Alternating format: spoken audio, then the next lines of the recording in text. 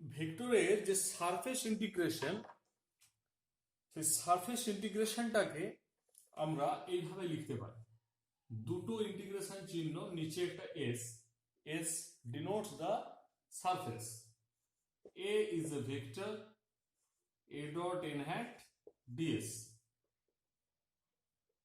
Here ds is a vector quantity that is written as n hat ds.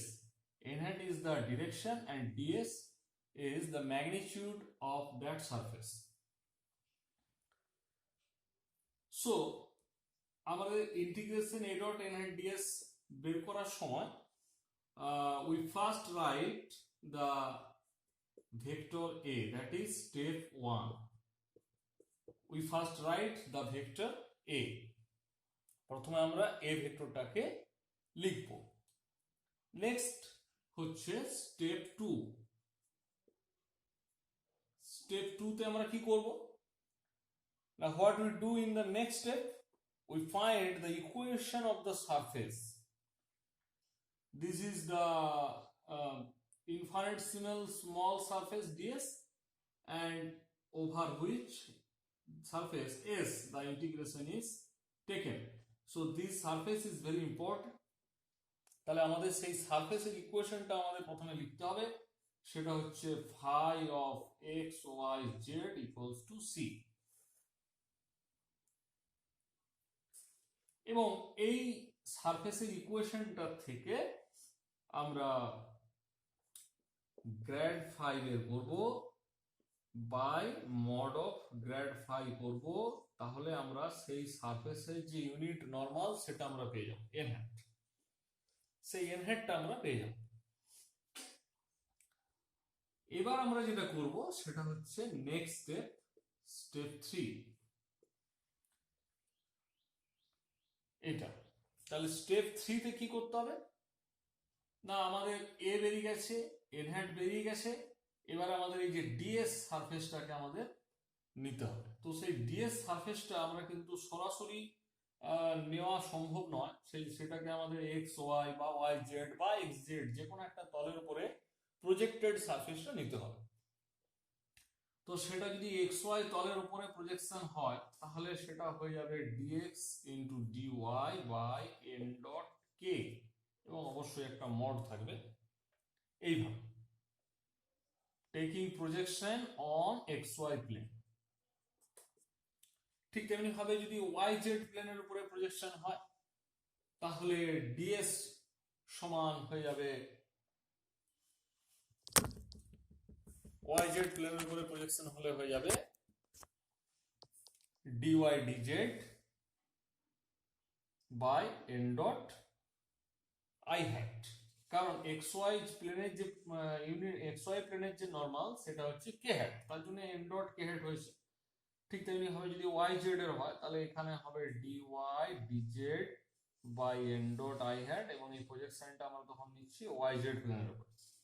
ঠিক তেমনি ভাবে আমরা যদি এক্স জেড প্লেনের উপরে নিই তাহলে ডিএক্স ডিজেড, আর এক্স জেড প্লেনের নরমাল হচ্ছে জে হ্যাট, তাহলে mod of n dot j hat, এবং সেক্ষেত্রে আমরা প্রজেকশনটা নেব এক্স জেড প্লেনের উপরে প্রজেকশনটা নেব। এটা কোন প্রজেকশনটা সুইটেবল হবে সেটা আমাকে দেখে নিতে হবে। এবং তারপরে যেটা লাস্ট স্টেপ সেটা হচ্ছে ফাইন্ডিং অফ লিমিটস, অর্থাৎ আমরা যে ইন্টিগ্রেশনটা করব সেটা দুটো লিমিট থাকবে, পরিষ্কার বোঝা যাচ্ছে যে আইদার যদি এক্স ওয়াই প্লেনে প্রজেকশন হয় তাহলে একটা এক্স এর লিমিট থাকবে, একটা ওয়াই লিমিট থাকবে, এইভাবে। তাহলে আমরা সেখানে সেই লিমিটের ব্যাপারটাকে আমরা কিভাবে পাবো? আচ্ছা, আমরা এই ব্যাপারটা আরো ভালো করে বোঝার জন্য আমরা একটা মডেল দেখি। আমার কাছে একটা 3 ডাইমেনশনাল মডেল রয়েছে, এটা হচ্ছে x y z 3D cartesian axes. একটা কার্ডবোর্ড বক্স দিয়ে, এটা আমি তোমাদের সুবিধার জন্য দেখাচ্ছি। I am showing you the model of a cardboard box that is 3-dimensional Cartesian axis. So we can consider a surface like this, a surface like this.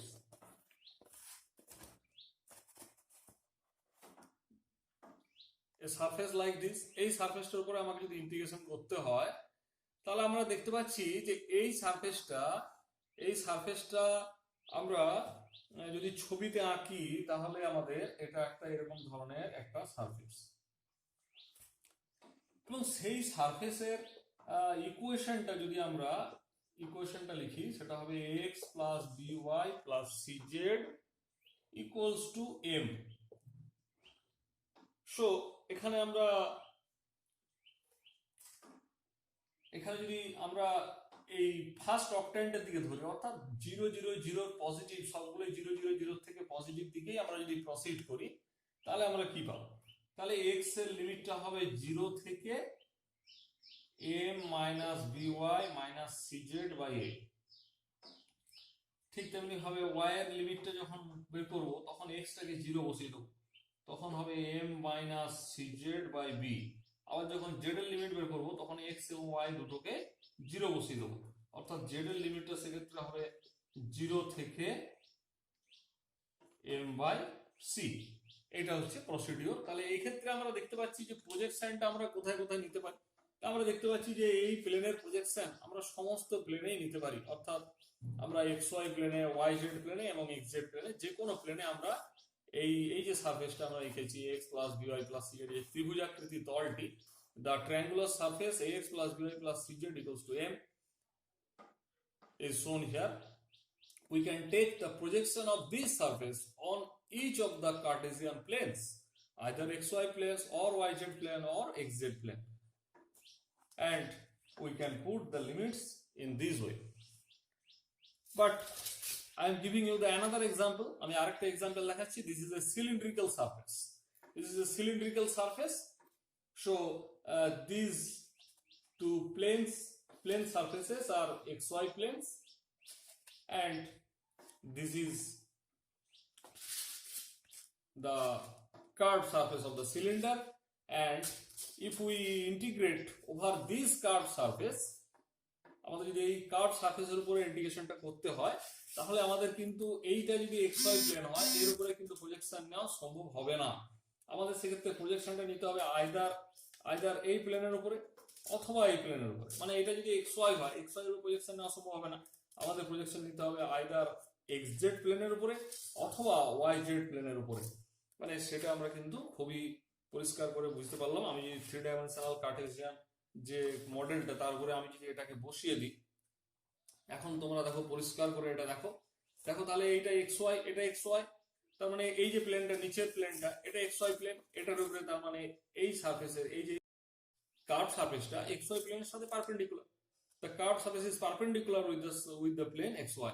So the projection of this curved surface cannot be taken over the xy plane, but the projection can be taken over this plane or this plane. These two planes, over these two planes, the projection must be taken any one surface. So we can take any one plane for taking the projection, either xz or yz, and finding the limits in the similar way we can find the integration.